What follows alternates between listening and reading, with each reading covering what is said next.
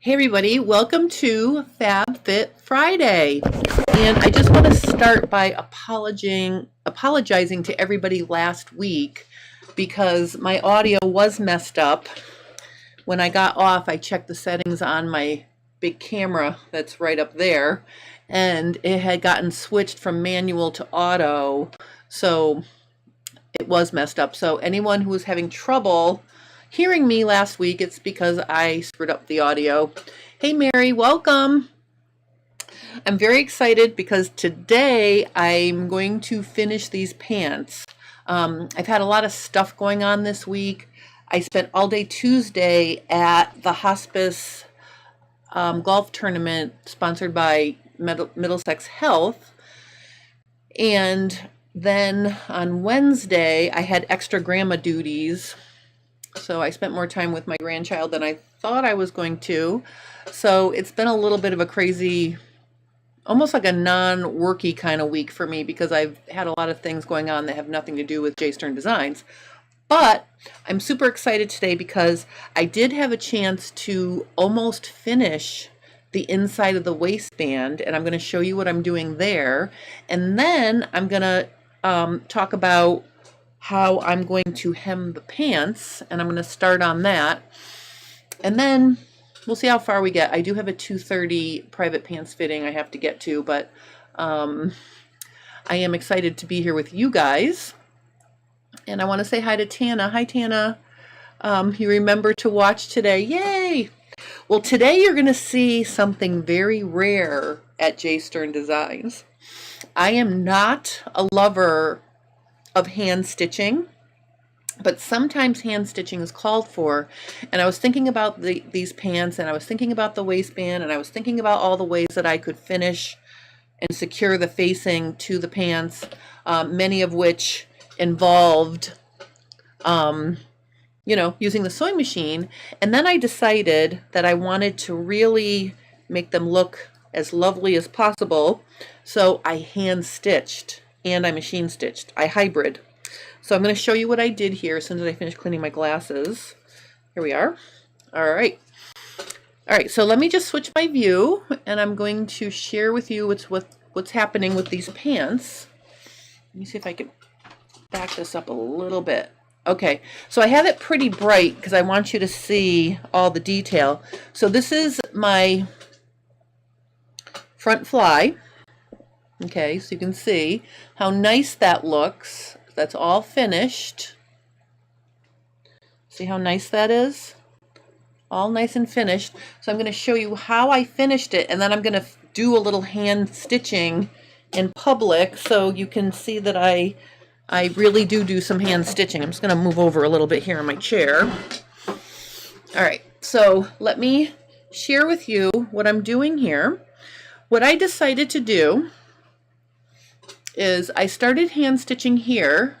Oh, no, I'm sorry, like right about here. I went right up to the top, and then I went right back down, and then I went all the way across to the end of the pocket bag. So the entire pocket bag area is completely stitched down in the front. I hand stitched it, and then I machine stitched in the seam allowances anywhere where there was one.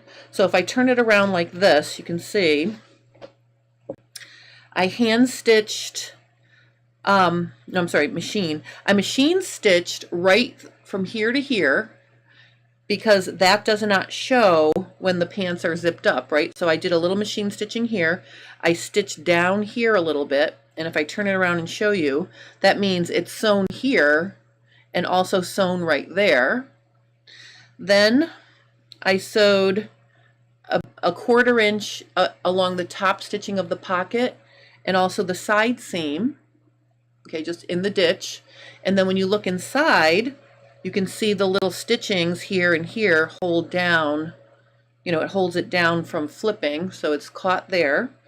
And then along the back, I did the dart. When I can clip this, the center back seam and the other dart. So if we look at that, you can see my center back seam, it's tacked down at the dart, and it's tacked down at this dart. So that's going to keep, and if I broaden out my view here, you can see that that's going to keep the whole back of the waistband from flopping up because it's tacked down. And then I did the same thing over here. I tacked it down on the pocket top stitching and the side seam on the opposite side, and I started doing the sewing that I explained to you that I was doing on the other side. So I started hand stitching here, I went up along the edge, and then I came back down. So I double stitched both center front edges, hand stitched, and now I'm working my way across. So that's the next thing I have to show you. So I wanted to get a lot of it done so it wouldn't take up the whole Fab Fit Friday, because top stitching for me is very time consuming because I'm not I'm not a hand stitching pro, so it does take me a little bit of time. But you can see that makes a really nice finish. This whole thing is hand stitched, and you can see that I stopped hand stitching. Okay, so this is all hand stitched right here, and I just have to go to here. So from here to here. So I'm going to show you how I'm doing it, and I'll work on it a little bit, and we'll see how long it's taking, because the next thing I want to do is share what I'm going to do with the hem, because I really don't have much hem allowance left since it's fitting. The length of the leg is a happy length for me almost. Oh, so Sue says perfect. Thank you, Sue, and welcome. And hey, Diane, welcome, welcome, welcome. Oh, we have a small group here today, and I'm super excited because it is 80. I'm gonna look at my.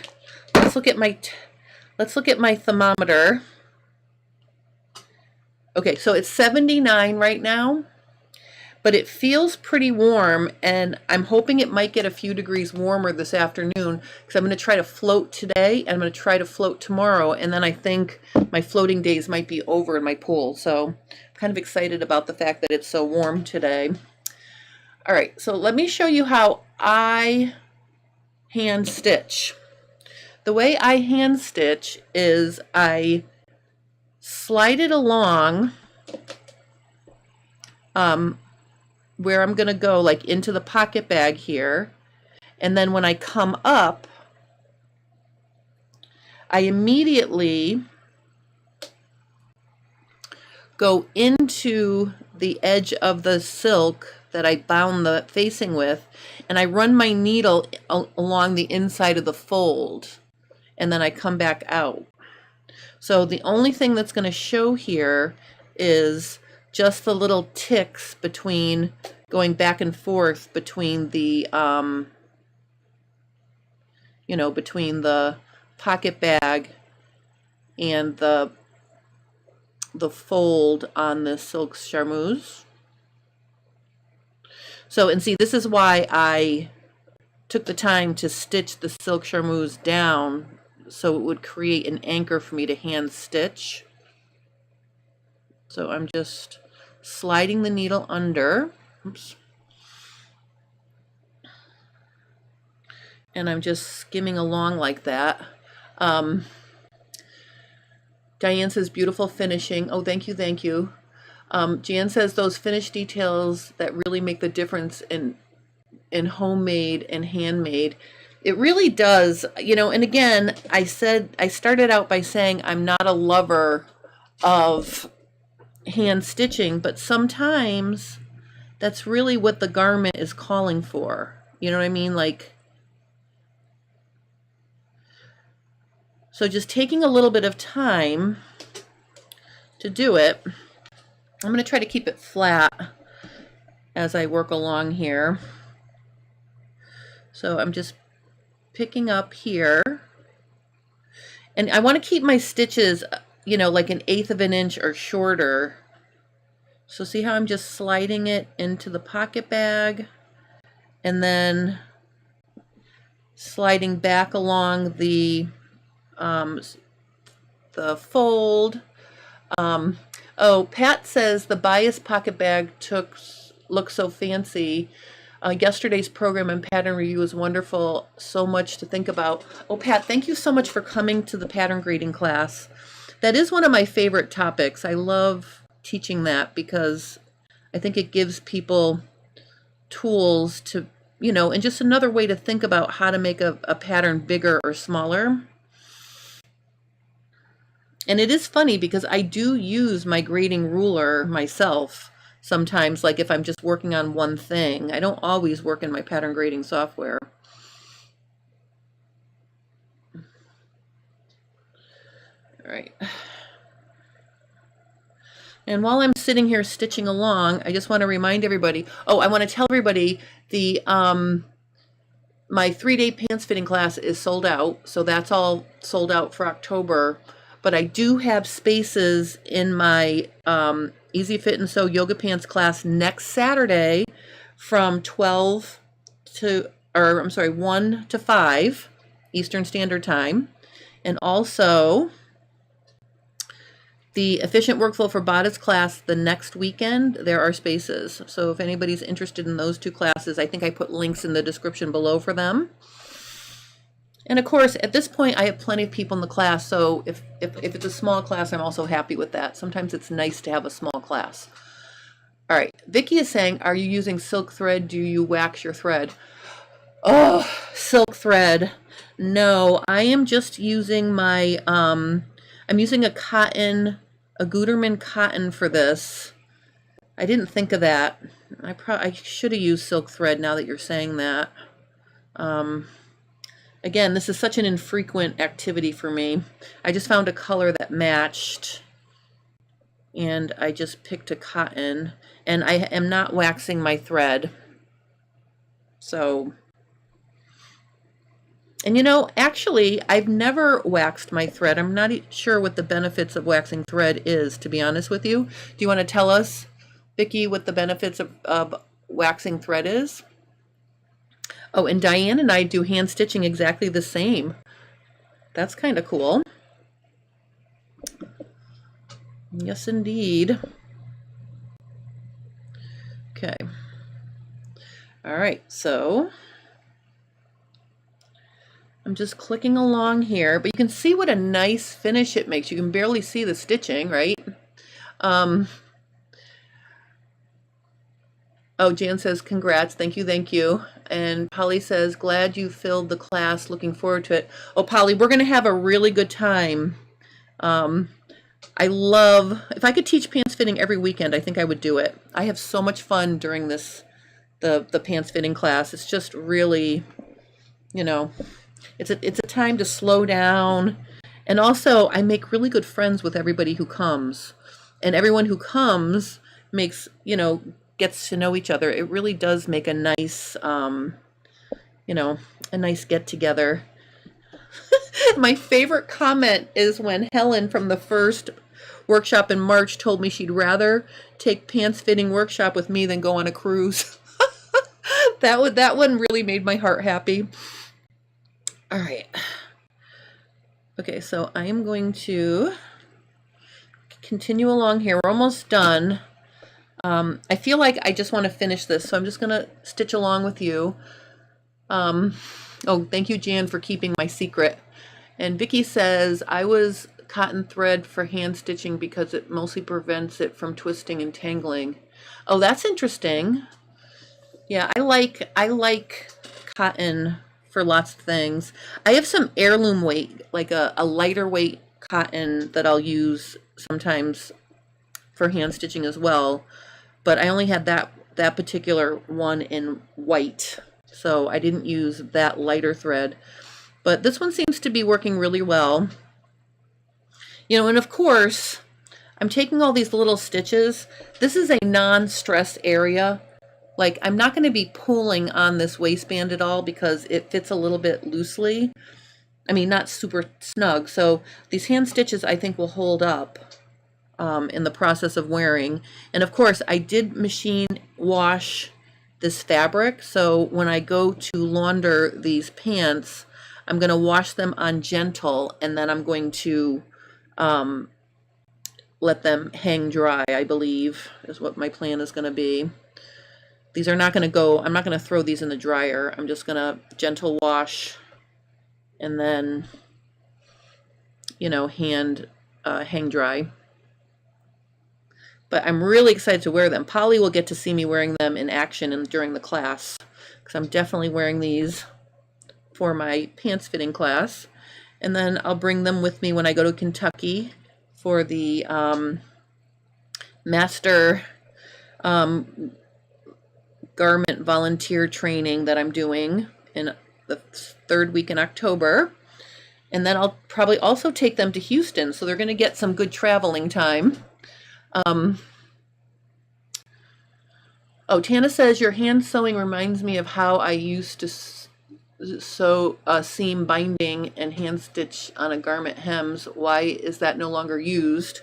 You know, I don't know. I think people just want to do things fast. I think that's why. So this is exactly, and actually I'm kind of glad that you said that, Tana, because what I'm going to do is I'm going to create facings for the hem, and I think I might do silk binding on the top edge of the facing and finish it by hand stitching it just like this. So that's a little preview of what I'm going to be doing to the hem. I mean, I probably won't have time to sew them during this Fab Fit Friday, but I'm going to create this exact thing for the hem of my pants. And I think if I line or finish the edge in the silk, you know, it'll just be another point where that will feel nice on my leg if the leg of the pant leg brushes up against my skin. So, all right, now here, we know when we get to this seam right here, this is where the fashion facing is. So this is double. It's got the silk and the pants fabric. So I can take a little bit of a deeper stitch when I'm finishing the hand stitching here to really anchor that edge to the inside of the pants, because this is double. So I can take like a little bit of a deeper, you know, catch, making sure I'm not catching, obviously, the pants themselves. I don't want to catch the pants themselves, but I can definitely dig a little deeper here to get to the, you know, to get a better anchor right here. Okay, we're almost done. I have like another 1.5 inches to go.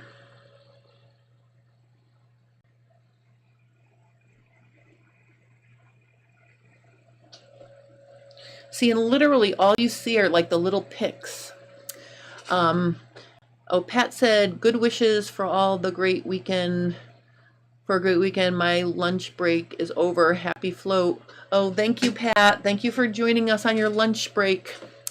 And Escape 10 Mom says, I used to make blouses and I used to hand stitch for the sleeves and neck binding because the fabric was so delicate. Yeah, that's another good use for hand stitching. You know, I use it sparingly, you know, when it's absolutely necessary to finish something special like these pants. You know, I'm going to take the time to do it. So we're almost done.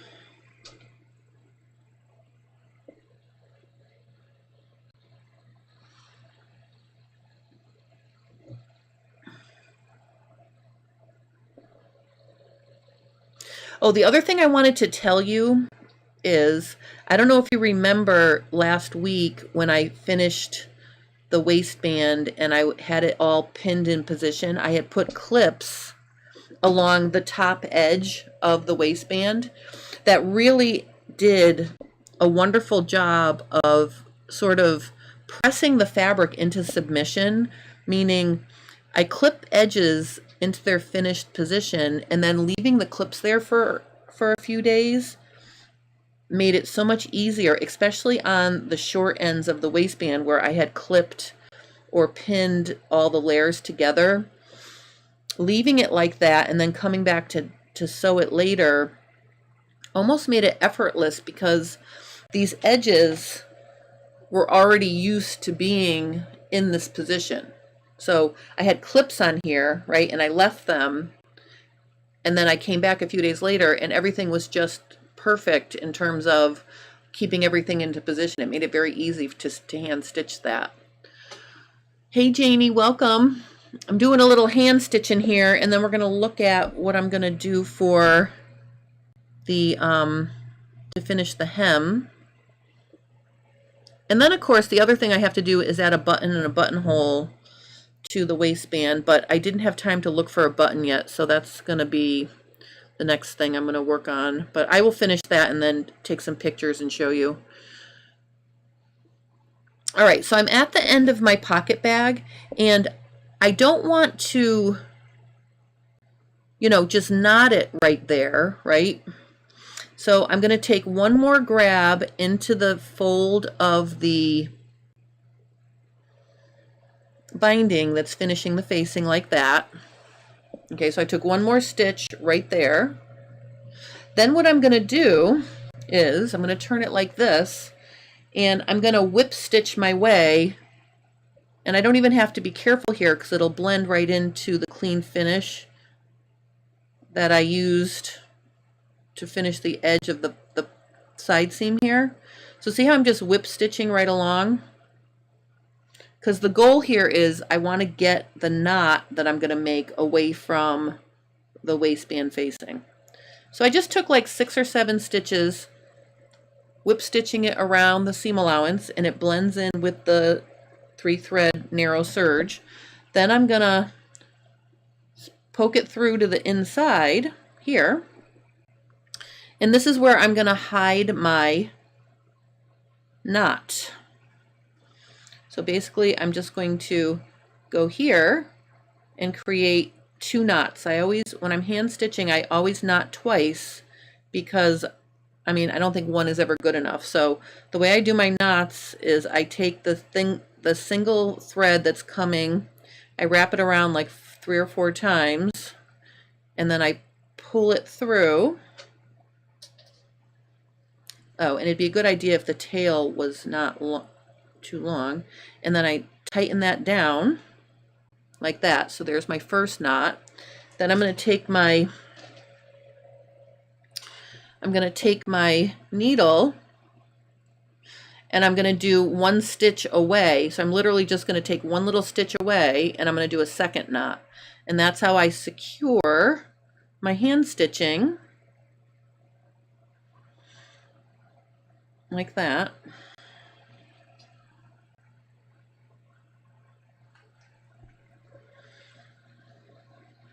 Basically, there we go. It's secured. So I'm going to clip it, and my hand stitching is finished. So see how nice that looks? Mary said that she just finished a pair of jeans, sewed the waistband on from the front and folded to the back, opposite of what I usually do. I had to hand stitch down the waistband on the inside before I top stitched. Looks wonderful inside and out, but hand stitching heavy denim was hard on your fingers. That is hard, Mary. You get a gold star for that effort. That is hard. This was easy because it's lightweight silk. All right, so you can see I'm all nice and finished. Look how nice that is. I'm so excited. So I think I want to show you one other thing here. If anybody has the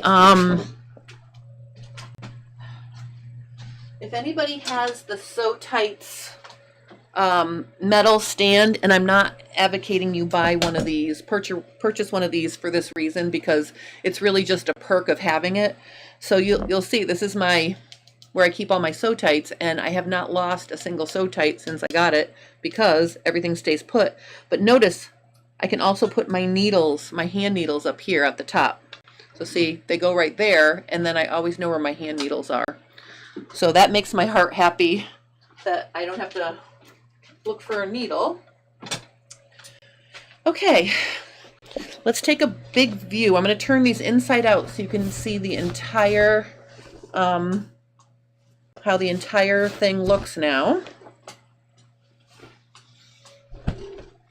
And so some things,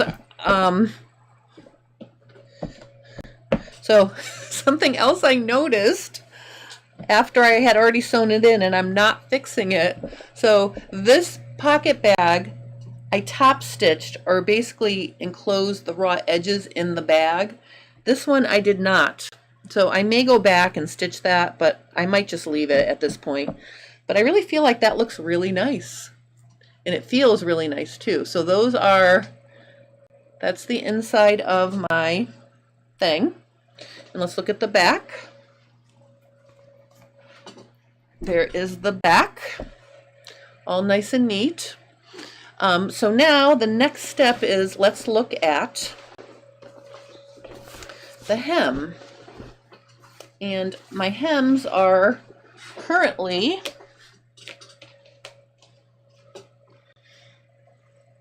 just sitting here raw.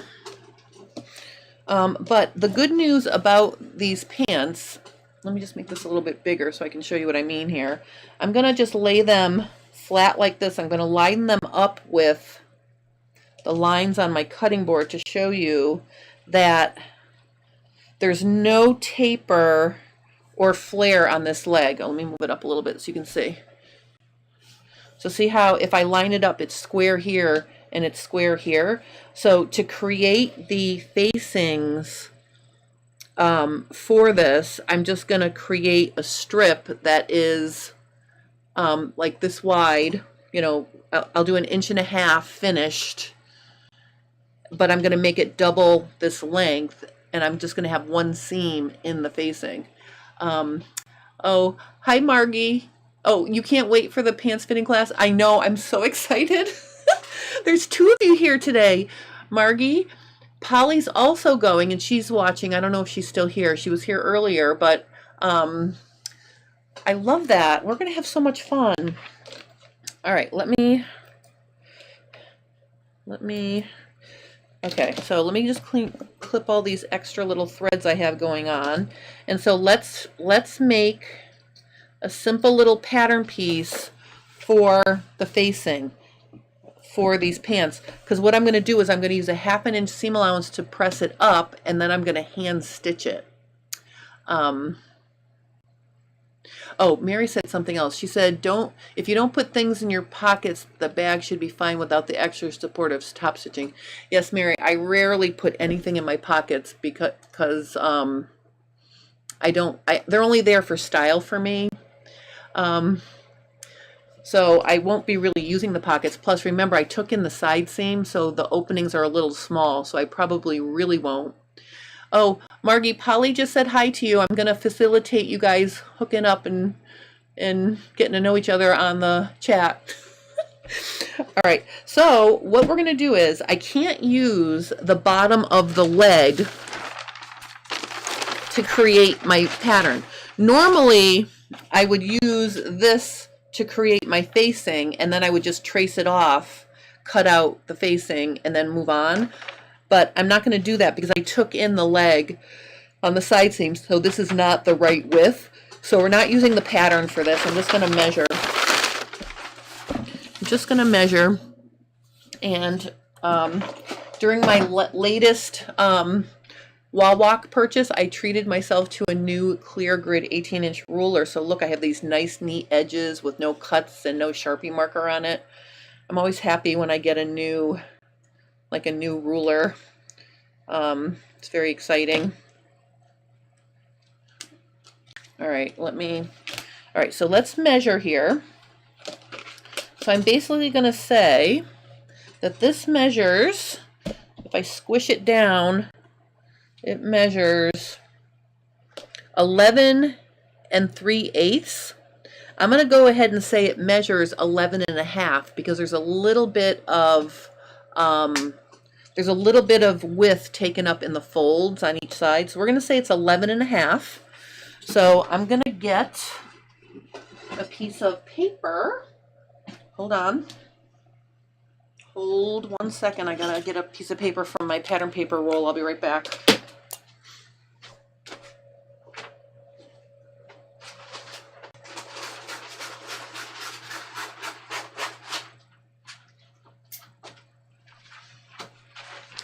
Okay, so here is a little piece of pattern paper, and I think I need to make myself a little less bright now. so you can see what I'm doing. So good news, because I want a finished, well, I said 1.25 inches, so it's not that great of news. All right, never mind. Let me just get myself something to draw with. I'm going to use my blue Sharpie marker.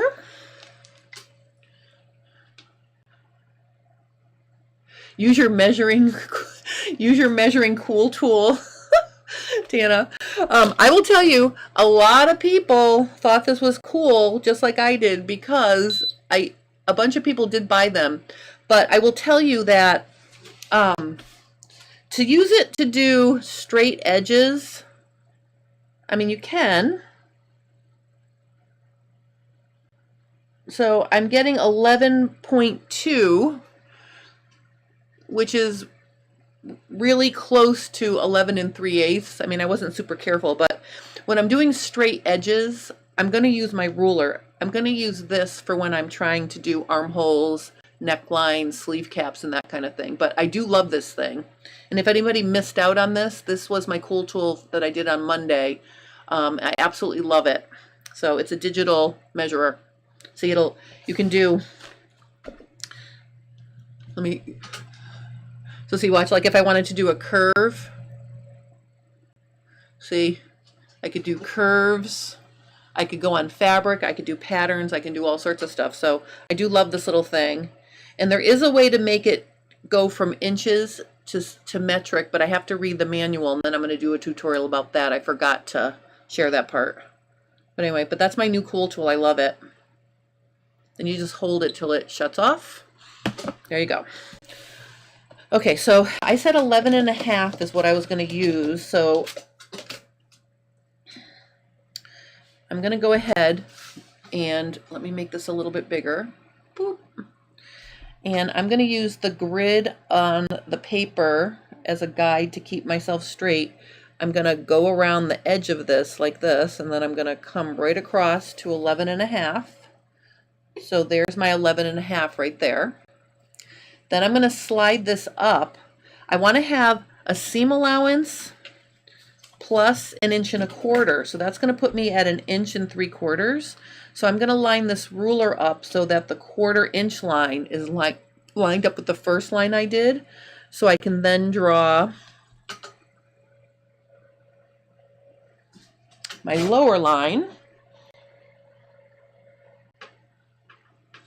Okay, so I'm just going to go like this. And then I'm going to connect this this is 11.5. Okay. So I'm going to cut this on the fold, but then I also need a seam allowance to make it a circle, right? So I'm going to give myself a 1/2 inch here. So this is my pattern piece for the facings that I'm going to make to finish my hem. And I think I have enough scraps left. Did not throw anything away yet with this fabric. So what I'm going to do is I am going to, I think I'll cut this out. Now, one of the reasons why I like to use a Sharpie marker when I'm making pattern pieces like this is if I cut and I can see blue on both edges, little blue on both edges, that means I'm cutting it out pretty accurately, because the width of my Sharpie marker is a generous like 1/16 of an inch. So if I cut down the middle of the line, I end up with a pretty accurate cut. All right, so that's my piece. And what I'm going to do is I'm going to get my pressing surface up here.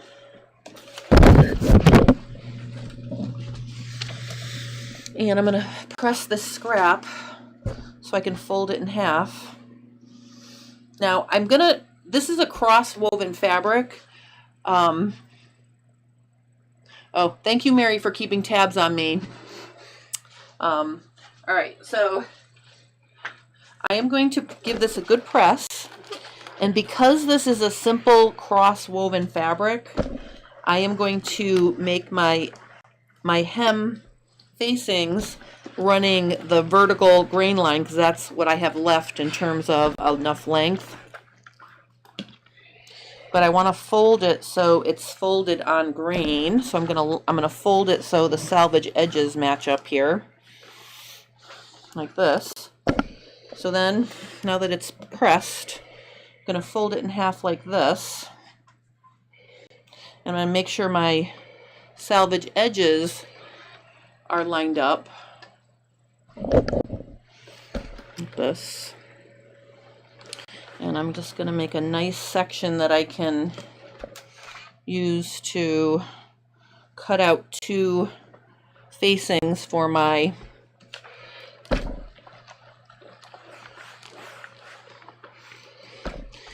Alright, and of course I haven't tried to get rid of this pink yet, but I will. Alright, so that seems like that's going to work out fine.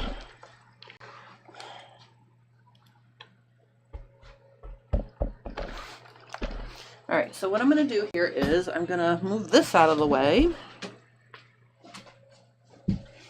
I'm going to line this up like this. Like that. Then I'm going to get my quilting ruler.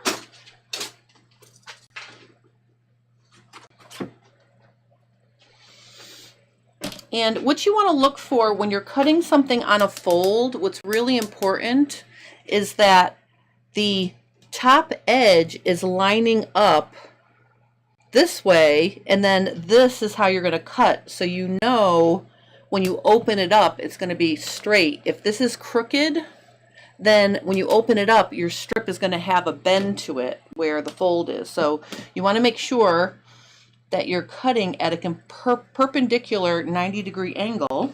So I'm going to do that. And actually, before I do that, I'm going to just give myself I'm going to give myself, I'm just going to cut some of this extra off that I don't need, just to make it easier here. I'm going to move that out of the way. And I'm going to cut, we definitely don't need any of that. So I'm just going to make it more manageable. Okay, so now, as I was saying, I'm going to line up this folded edge with the line on my ruler. So it's matching up perfectly. And then I'm going to cut here. And then I'm going to, I could use this. I could use this like this, right? Or there's my pattern piece. You know, so we know it's going to be 1 3/4 inches, right? Because see, this is 1 3/4 inches. So actually, I don't even need this pattern piece. That was kind of an extra step, because I can literally just line this up and cut myself 1 3/4 inches like this. So I just showed you how to make a pattern piece that I'm not going to use.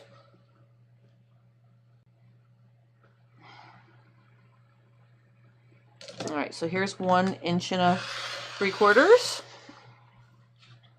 And let me just make 1 more 1 3/4 inches.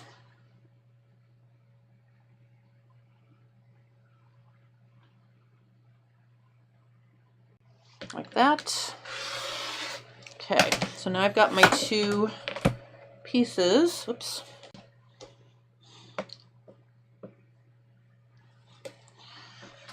Then I'm going to use my pattern piece, I guess, to measure, make sure they're the right length. We should use the pattern piece for something. And I don't care if I've got pink here, because this is going to be inside. So I'm just going to not worry about that. But I'm going to get that lined up nice and straight.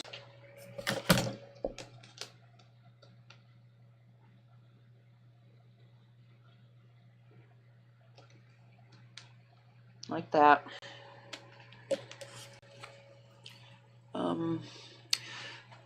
Oh, Vicky is asking me, do you need to allow for turn of cloth because the facing loops inside the pant leg? No, I added a little bit because, you know, the fold, any fold will have a little width to it. See, there's a little width to any fold. So I made my strip a little bit longer because I just measured the pant leg laying flat. So basically I added that little extra length to account for that. That's why I made it that just skosh longer. So then I can just put this here like this. So like if I lay this right here, okay, then I know that this is where my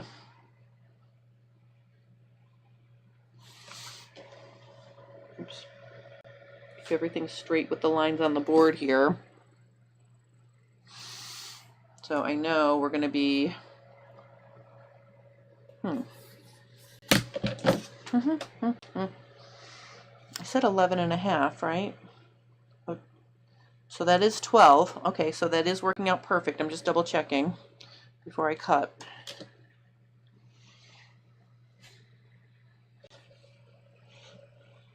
Okay, so we're going to cut right on this line right here.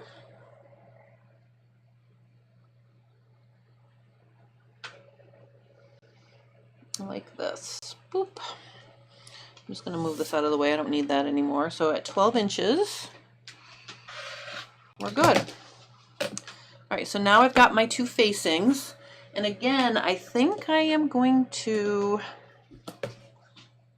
find my silk. And I think I have the perfect, I know I have the perfect edge to work with. Let me see if I can find, I'm hoping this little corner that I saved is going to be long enough, which I think it is. So I'm going to fold this like this. This was the corner I cut when I cut off the bias to get my first bias strip to finish the waist, the facing here. So I'm going to go ahead and line this up. So this is giving me all kinds of clues. So see, if I line that up like that with the bias line on my board, see it? The line on my board. Okay, and the fold is square, then I know I'm square. So I'm just going to go ahead and give myself I am going to make these, let's do 1.5 inches.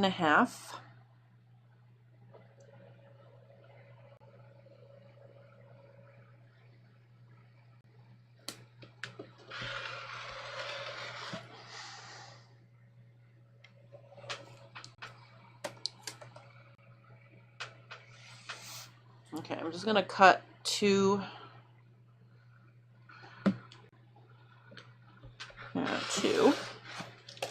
Okay, now I think these are going to be plenty long for my thing. Let's give these a little bit of a press.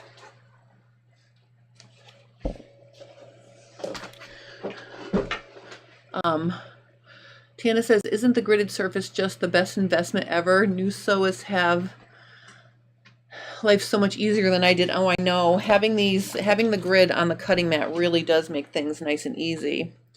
Okay, so what I want to show you here is, I'm just going to give this a press, and then, oh my god, I might have enough in one strip actually.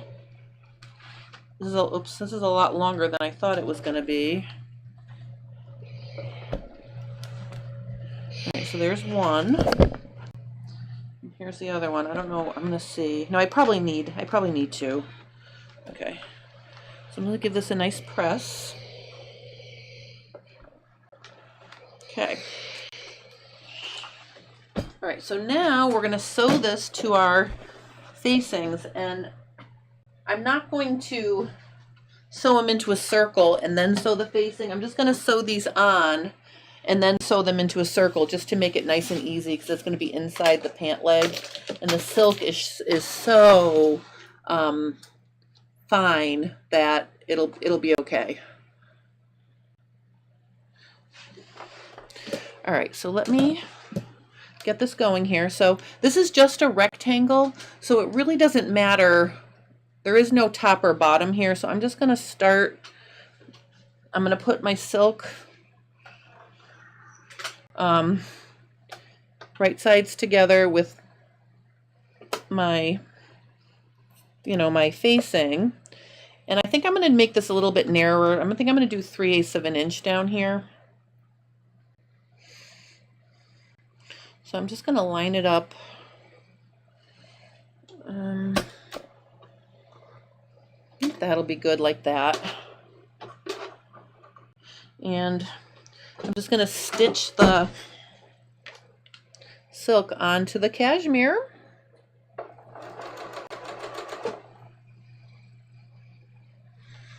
I'm keeping them even. I'm trying not to stretch the silk because remember the silk is on the bias.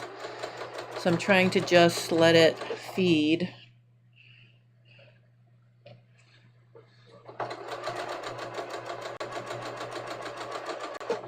I have never spent this much time on a hem before, so that tells you I'm really investing my time into these pants.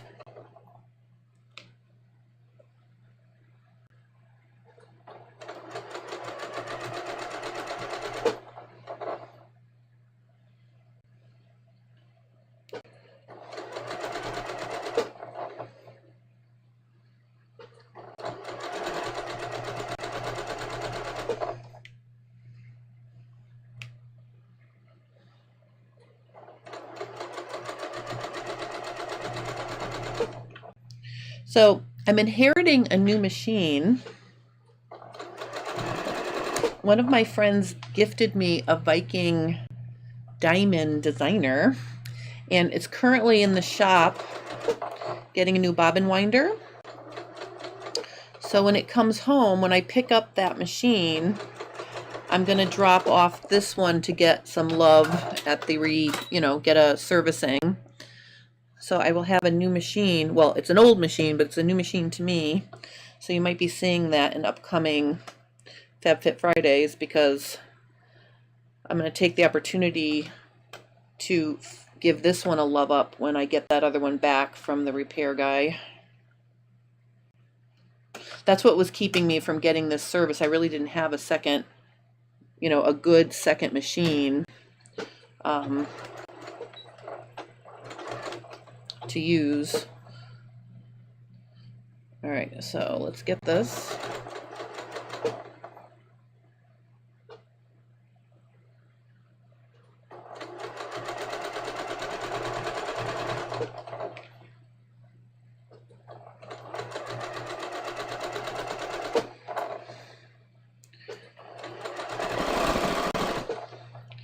All right, I'm almost done doing this.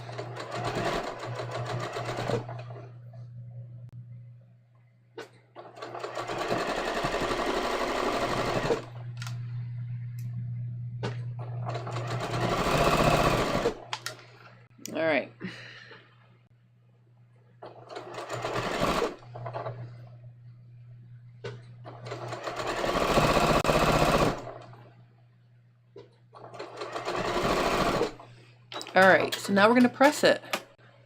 Oh, it is a spa day. Oh, Diane has a designer diamond. Do you love it? I feel like, I'll tell you, when I used to work at Manchester Sewing many years ago, I went to a FOF dealer convention, and they were releasing the new FOF,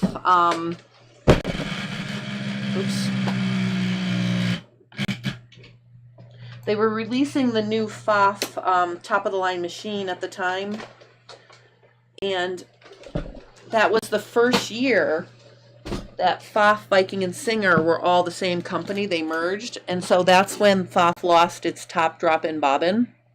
So the Viking Designer Diamond, or Diamond Designer, whatever, that machine, and then the FOF Creative Vision and future versions of the FOF I mean, I believe they're all like the same machine now. So I am excited to get my hands on it because I found a set of hoops on eBay.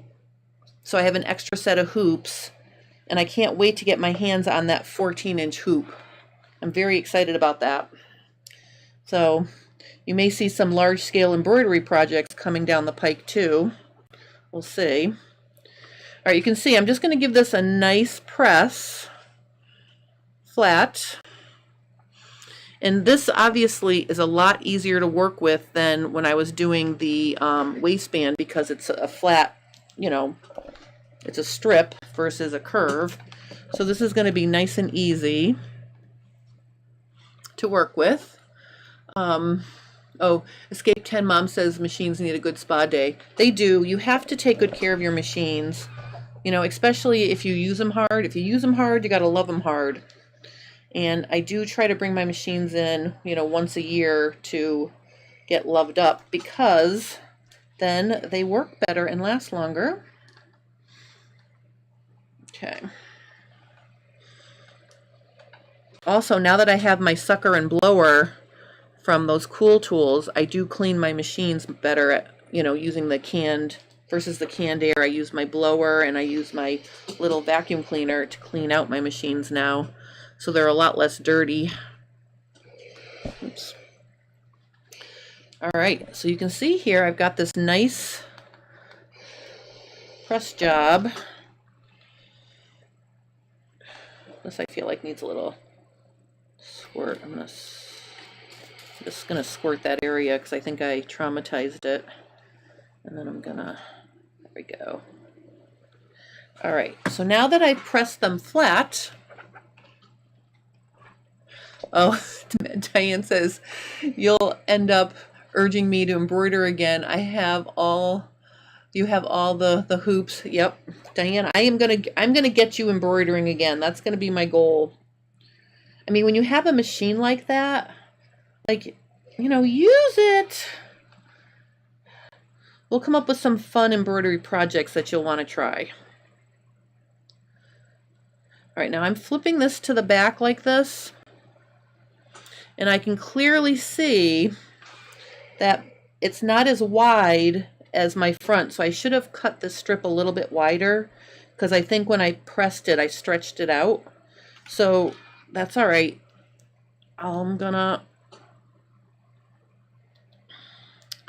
I'll take care of that once I get it all pressed around the edge here. Oops.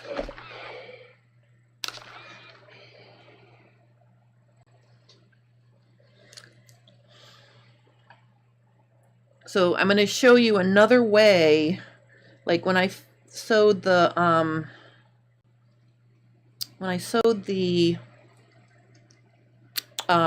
silk to the facing, I used a straight stitch.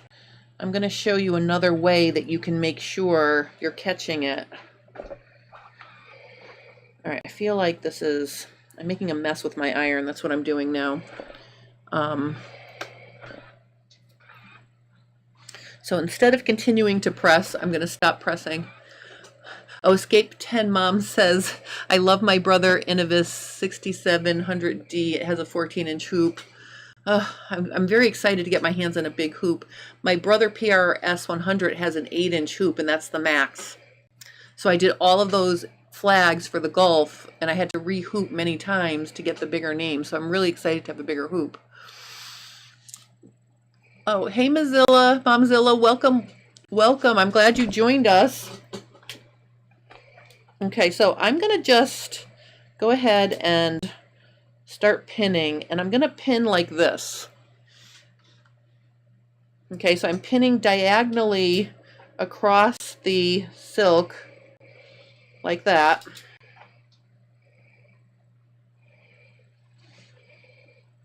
And actually, I think I should have done that before I did any pressing, because the silk is getting static cling to the sole plate of my iron, and it's making it annoying. So I'm just going to finish the rest of this by finger pressing it around the edge and then pinning it in place like this. Oops. But see, I want to make sure I catch the silk. So that's why I'm pinning this way. So I'm catching it like that. See? This is a little bit different than when I'm pinning to stitch in the ditch. I know I can't reach it at the ditch. So I'm going to show you what I'm going to do instead. So pinning it like this, and I'll turn it around to show you in a minute. This is going to guarantee that I catch everything. And then I'm going to show you the stitch I'm going to use. I'm only going to do one because I want to make sure I can show you the stitching part. But see how I'm pinning it sort of diagonally like this. And if I turn it around like this, see how it's catching it? I want to catch it so it's wrapped around the edge. That's why I'm doing that. Oh, yes, I do have a clapper, and I do use it for things. I'm trying to cheat here. All right, so let me show you this kind of pin job with no pressing would have worked. And then let me show you how I'm going to sew this. It is going to require that I take off my walking foot though, so I'm going to have to just do a quick presto changeo here. I mean, I can't say enough about this machine and having this built-in walking foot really makes a nice easy thing for sewing straight lines. But then if I want to sew not a straight line, I have to put this plate back on so I have the zigzag hole, and then I'm going to put on my walking foot that does a zigzag. So see, this one also has the built-in walking foot. So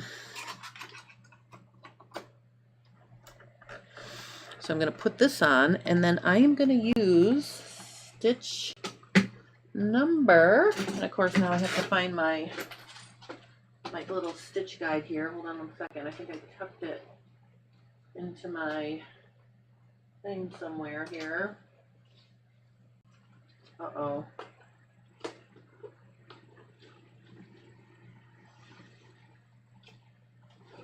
That is the one downside of this machine. It has a separate little thing for the stitches, and I don't know what I did with it, so I'm just gonna well, that's annoying. All right, so how can I all right, ladies, I am gonna have to look something up really quick. Hold on one second. Janome 6700P stitch chart. Let me see if it'll just pop.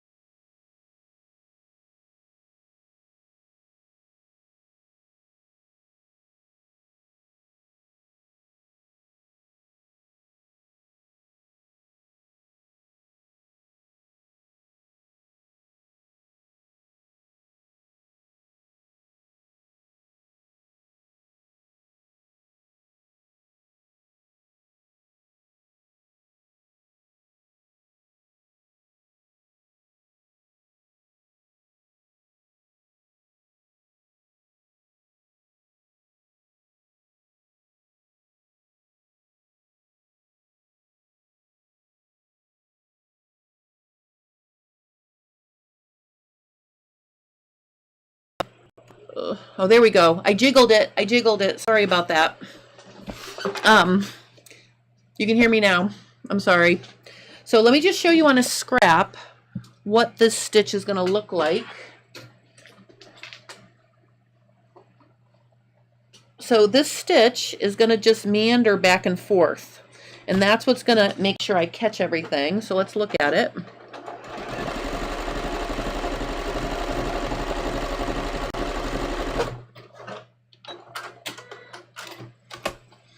Oh, and of course, you can't even see that because it's, hold on, let me get a piece of fabric that's not blue. Here, we'll use the, I'll just stitch along the hem of this pants muslin just so you can see what it looks like.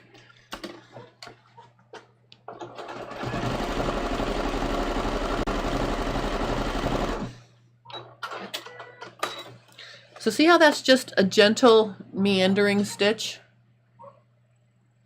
That's what I'm going to use to, let me see if I can make it a little bit smaller.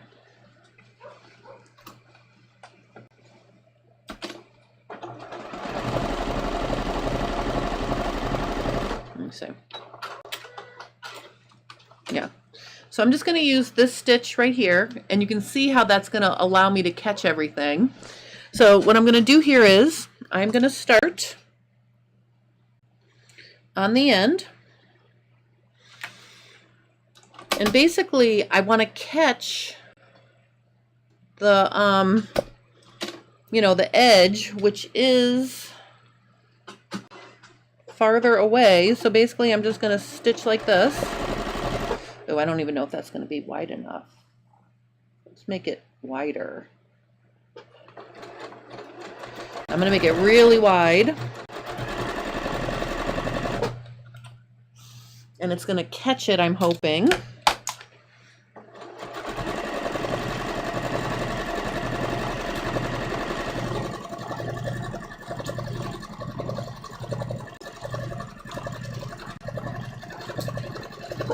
Oh, it's not catching it. Look at that. Ugh. All right. All right, so that was not deep enough. So see how that would look if it were a little closer to the edge. That's how it would look. Oh, Sue has a ruby. Yeah, that's a nice machine too. All right, so I am just going to make this a full 9mm, and I'm just going to stitch over it. I'll make a new one. I'll make a new one for my pants, but just let's try it. Let's test it over here if a 9mm will catch it.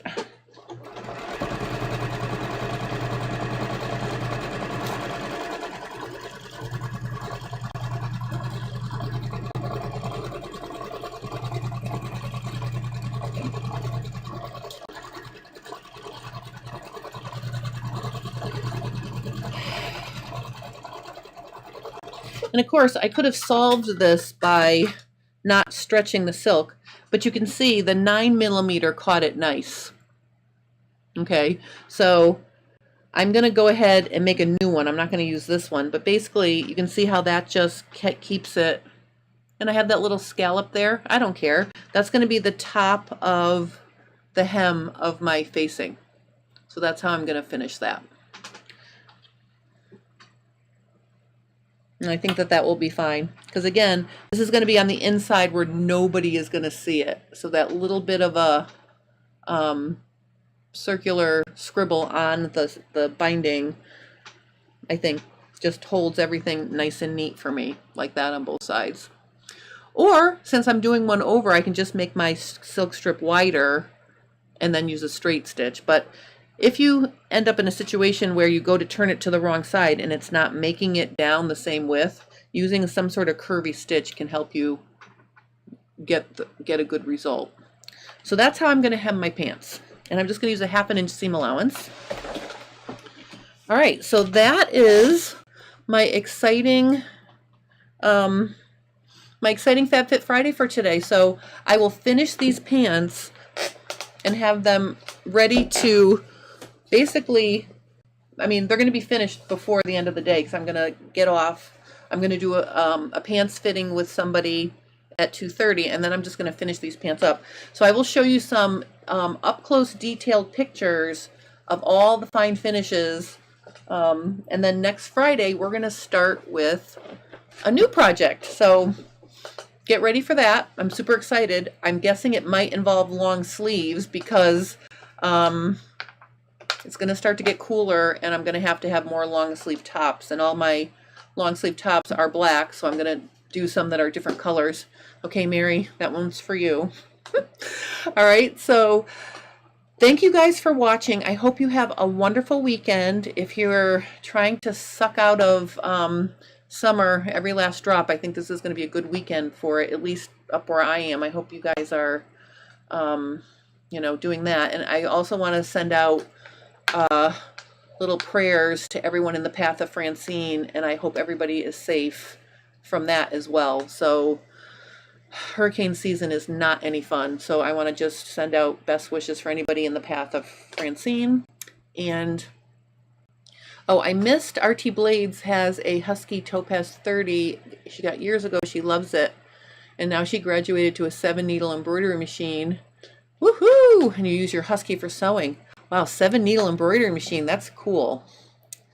All right, so there you are. Oh, and Jan said I have a 7-feed feature on your Juki and you love it. Juki makes a great machine. That's what I graduated from when I got the 6700. I had a Juki straight stitch machine, was the machine I was using before that. So, all right, anyway, oh, it's still hot where Escape 10 Mom is. Well, I hope you have a good weekend. I hope everybody has a good weekend. I'll see you guys next week with another cool tool, another Fit Tip Tuesday, and I'll see you live next week, 1 o'clock Eastern Standard Time for another Fab Fit Friday. So thank you guys for joining me, and have a wonderful weekend and have a lovely rest of your day. All right, bye.